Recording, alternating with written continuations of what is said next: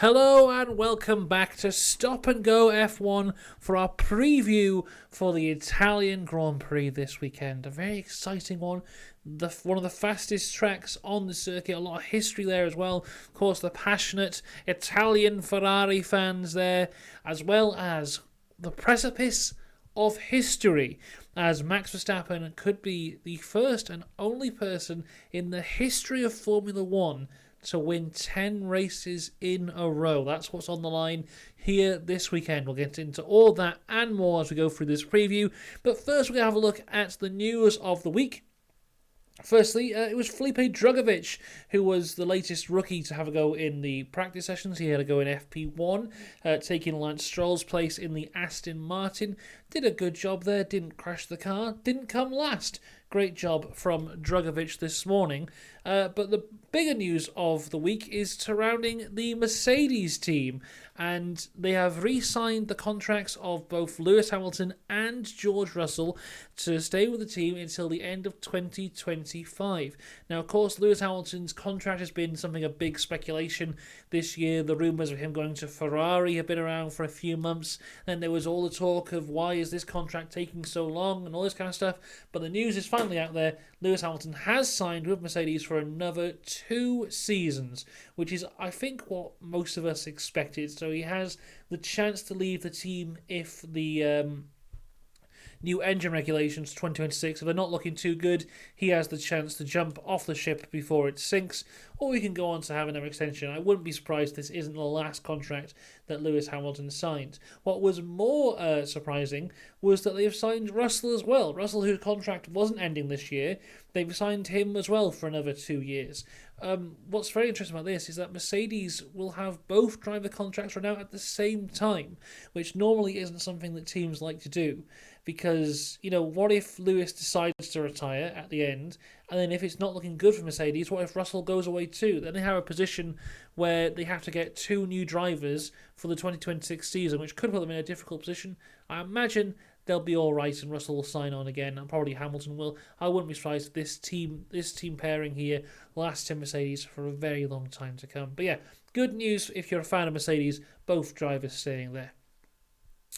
Other news surrounds some special liveries that are going out this weekend. Firstly, the one of Ferrari. So if you're watching on the video feed here, you can see it on your screen now. It's kind of a tribute to the Le Mans car that won Le Mans earlier this year with that kind of yellow dash down the fin there.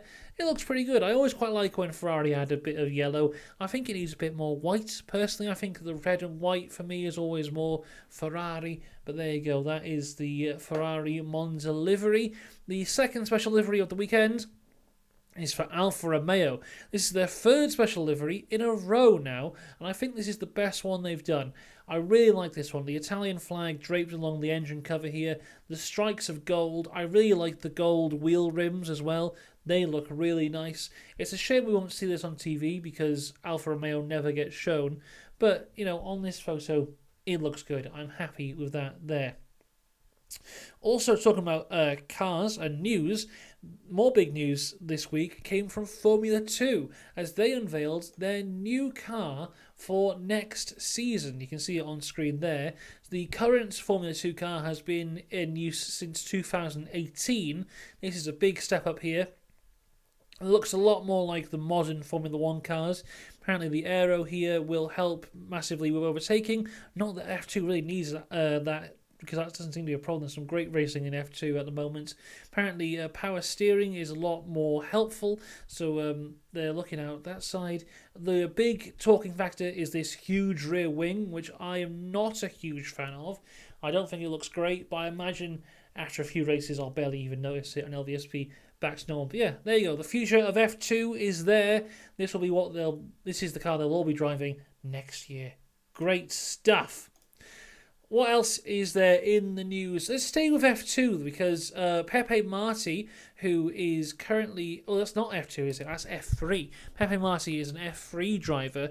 He's one of Fernando Alonso's guys. He's in Alonso's agency, and he has joined the Red Bull Junior team. Pepe Marti, a driver who's really impressed me this year. I've really liked him. He's been great to watch. He's currently challenging to go for P2 in the F2 Championship. But yeah, F3 Championship, sorry, will probably be an F2 next year. But yeah, great guy to join the Red Bull Juniors. Goes against the story we heard a few months ago of Red Bull trying to make a kind of a cull in their junior team because they had too many guys. They've signed another one. So I'll have to wait and see over the winter break. Do they let go of some of their F2 guys that they've got at the minute? I imagine that they will. But yeah, Marty is a good signing for them there. Very good. But the bigger F3 news is that we have a new F3 champion in the form of Gabriel Bortoleto. Has won the championship in qualifying today from the pit lane.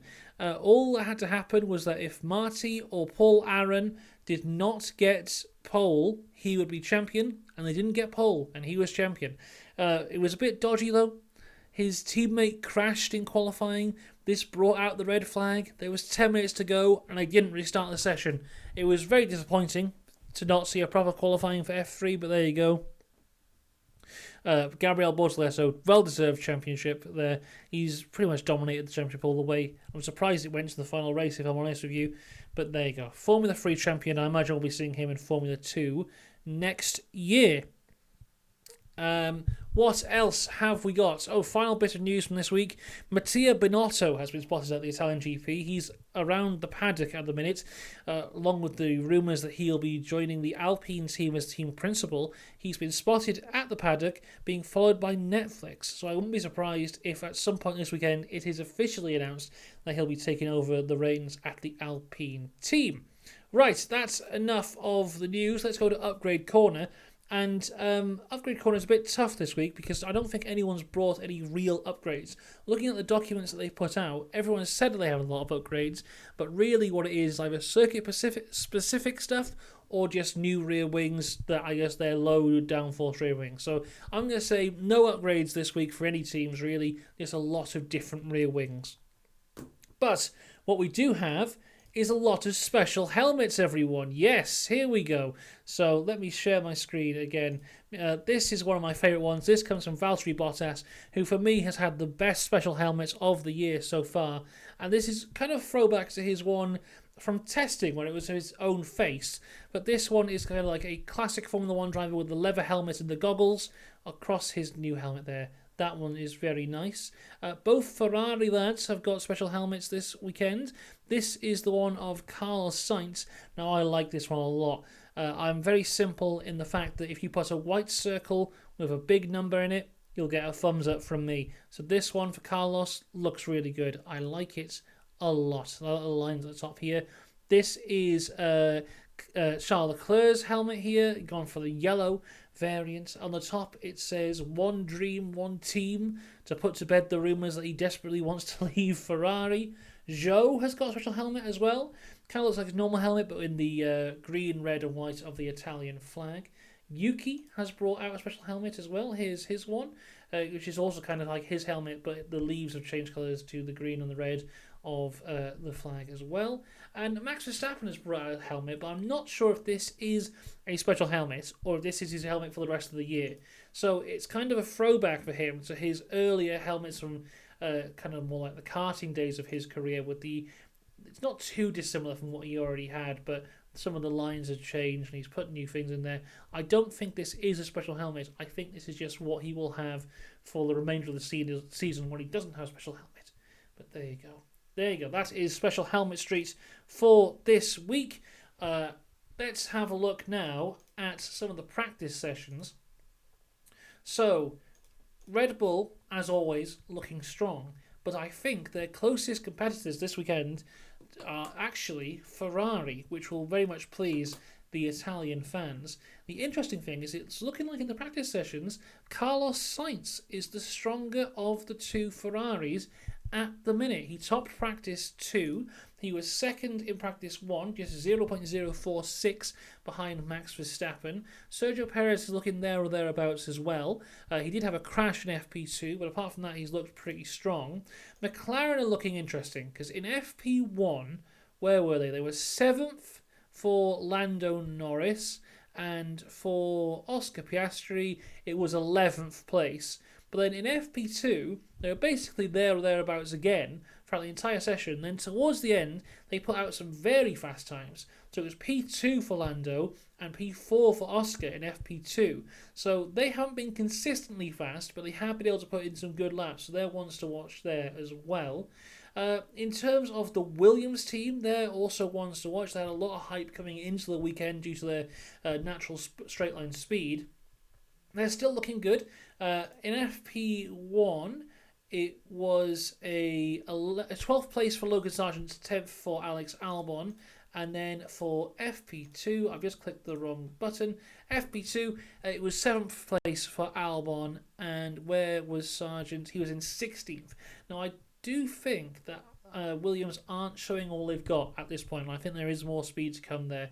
I would say at the minute, Red Bull are probably still the favourites, but Ferrari not far off as it stands, which brings me into my predictions. And there's one prediction I'm going to carry over from last weekend, because I got one of my predictions right last weekend and one of them wrong. I said that there'll be three different teams on the podium last weekend, and there was. And I said that Williams would get their most points that they had all year, and they didn't. So I'm carrying that one over. I think this is the weekend. I'm hoping Sargent can finally get some points on the board. I'm thinking that Albon can get a good position as well. I'm thinking about how in the Dutch Grand Prix he was able to qualify at 4th, which was incredible. Then kind of the rain at the start just messed up that grid entirely, so we didn't really get to see what he could do from there. I think if he gets a good qualifying position here, he can ride on top of that and get some good points. And in terms of my second prediction, I'm just going to go out and say Ferrari are the second fastest team. So I still think Red Bull will be top, but I don't think Ferrari will be too far behind. In terms of can Max make it 10 in a row, I think he's going to do it. I think the person, if anyone, who can stop him will be Charles Leclerc or Carlos Sainz, because Carlos is looking good this weekend. A lot going into this weekend. I think it's going to be a fun one. I think qualifying is going to be a mess, because qualifying for F3 was a mess. Qualifying for F2 was a mess. I think qualifying for F1 is going to be a mess. So look forward to that. But the race itself should all be good. So make sure you subscribe, because we'll be covering all of it this weekend. I will see you there. So until then, have a great weekend and goodbye.